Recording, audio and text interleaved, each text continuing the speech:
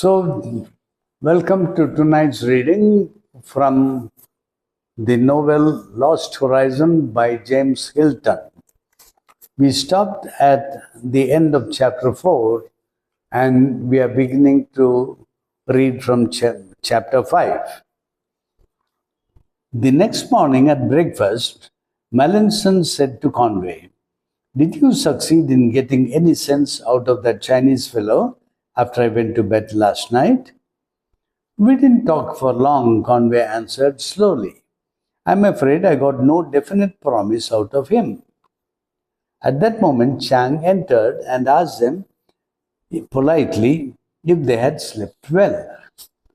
Conway thanked him and said that he felt much better. But Mallinson burst out, without being impolite, "We would all like to go as soon as possible. I want to find some porters this morning if you have no objection." The Chinaman replied calmly, "I'm sorry to tell you that it will be no use. I'm afraid that we have no men who would be willing to accompany you so far from their homes." "But good God, man, you don't suppose we are going to take that for an answer, do you?" cried Mallinson. "I'm very sorry, but I can suggest no other," said Chang. "Look here," said Conway rather sharply. "We can't stay here indefinitely, and we can't get away by ourselves. What do you suggest?" Chang smiled.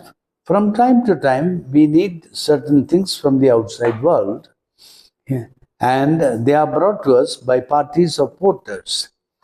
Such a party is expected to arrive shortly, and when they have delivered the things, the men will go away again. I think that you might manage to make some arrangements to go with them." "When do they arrive?" asked Mallinson. "It is not possible to tell the exact date. Of course, 100 things might happen to cause delay. It might be a month from now, probably not more than 2 months," Chang replied, moving towards the door. "Meanwhile, I hope you will all be comfortable here." He bowed politely and left the room. They spent the rest of the morning discussing the matter. The thought of having to spend 2 months in a Tibetan monastery was certainly a shock to them. "There's something strange about this business," said Mallinson. "It is not straight. I would like to be out of it this minute." "I don't blame you," replied Conway. "Unfortunately, I am afraid we are quite helpless in the matter. If these people won't or can't let us have the necessary porters, we shall just have to wait until the other fellows come. I don't think it will be any worse than spending 2 months in any other lonely part of the world," he went on, trying to cheer the unhappy Mallinson. Conway felt very sorry for him. He knew that the young man had parents in England, as well as the girl he was going to marry. It made things hard. "I'm lucky I can't think of anyone who will worry about me.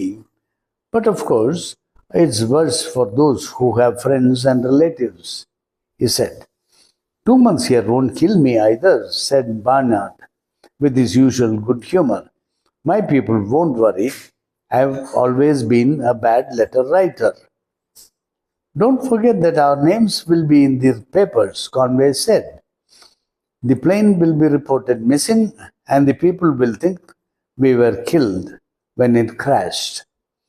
Bernard laughed and said, "Yes, that is true, but it doesn't affect me." Conway was glad, but the remark puzzled him. He turned to Miss Brinklow, and she said brightly, as Mr. Bernard says, 2 months here is nothing to worry about. I shall be quite happy here." Conway was surprised but thankful at the calm way in which Bernard and Miss Brinklow had accepted the situation. Even Mallinson grew gradually more cheerful, and when Chang joined them after lunch, they greeted him quite politely. He suggested that they might like to see some of the monastery buildings, saying that he would be pleased to act as their guide. Well, yes, said Bernard. We may as well have a good look at the place. I guess it will be a long time before we pay it a second visit. And the others agreed.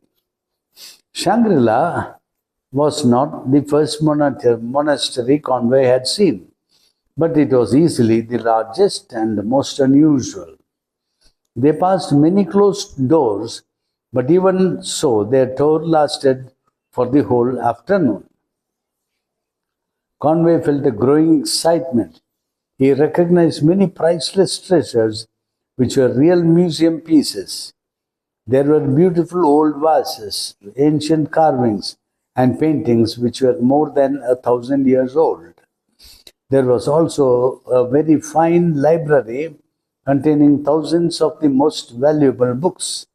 Conway, looking quickly through some of the shelves, found much to astonish him. The world's best literature was there, books in English, French, German, and Russian, as well as huge quantities of Chinese and other Eastern manuscripts. He was so impressed, he was so interested that the afternoon passed in a flash, and he was surprised when Chang offered them tea. Conway had not realized that it was so late. But aren't you going to show us some of the monks at work? Asked Miss Brinklow.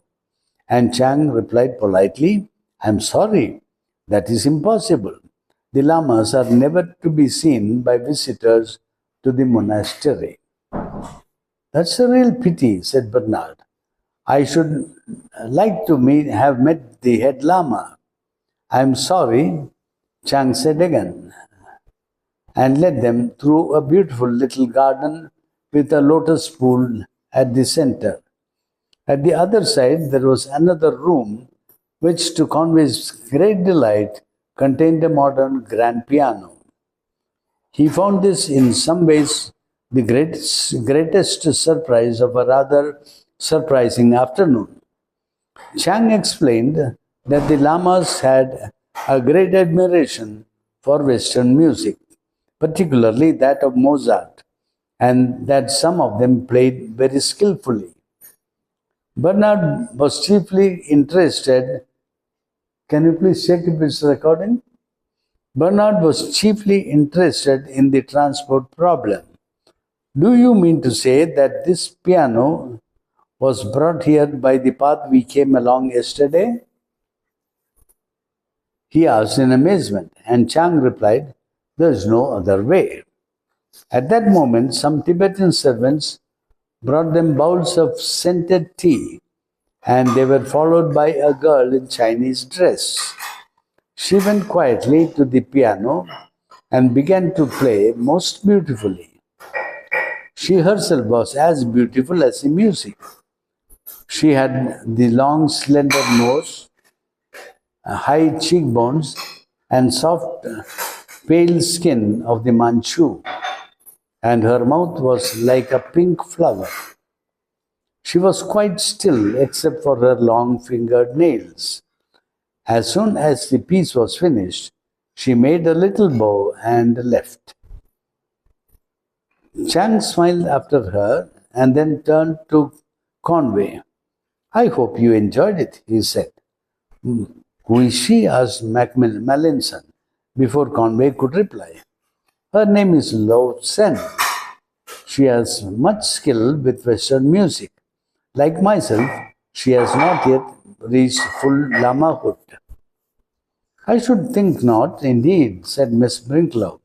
She looks hardly more than a child. How old is she? I'm afraid I cannot tell you, said Chang. Bernard laughed. You don't give away secrets about a lady's age, is that it? He said.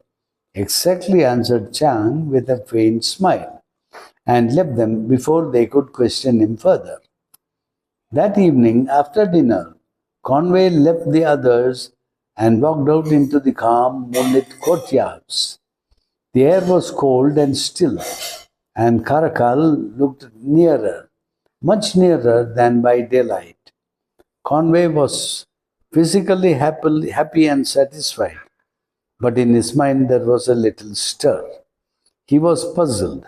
He could not yet understand the amazing uh, chain of events which had brought them here, but he believed that they could be understood if only he had the key.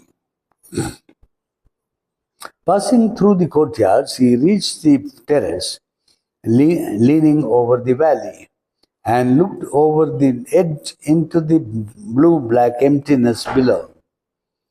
Suddenly, he heard sounds from the distant valley, the steady beat of drums, and a faint cry of many voices.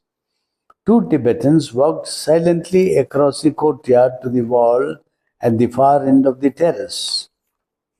The noise of drums and trumpets grew louder, and Conway heard one of the men question his companion. The answer came, "They have buried Talu." Conway knew very little Tibetan, but he listened carefully. He could not hear what the questioner asked, but he heard the answers and roughly translated them as follows. Talu died outside. He obeyed the high ones of Shangri-La. He came through the air over the great mountains with a great bird to hold him. He brought strangers with him. Talu was not afraid of the outside wind, nor of the outside cold. He went outside long ago, but the valley of the blue moon remembers him still. Nothing more was said, and after waiting for some time, Conway went back to his own room. He had heard enough to turn another key in the locked mystery, and it fitted very well. That flight from bus school had not been the meaningless deed of a madman. It had been something planned, prepared, and carried out at the orders of the Shangri-La. The dead pilot was known by name to those who lived here. He had been one of them, and his death was mourned. But what was the meaning of it all? Why had four passengers in a British government aeroplane been brought to this lonely and secret place? It was a strange and puzzling problem, and Conway decided one thing instantly.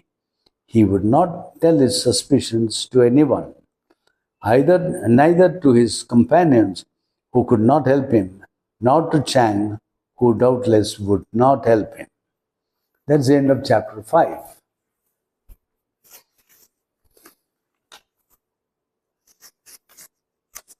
Enough? Okay, then it's all right.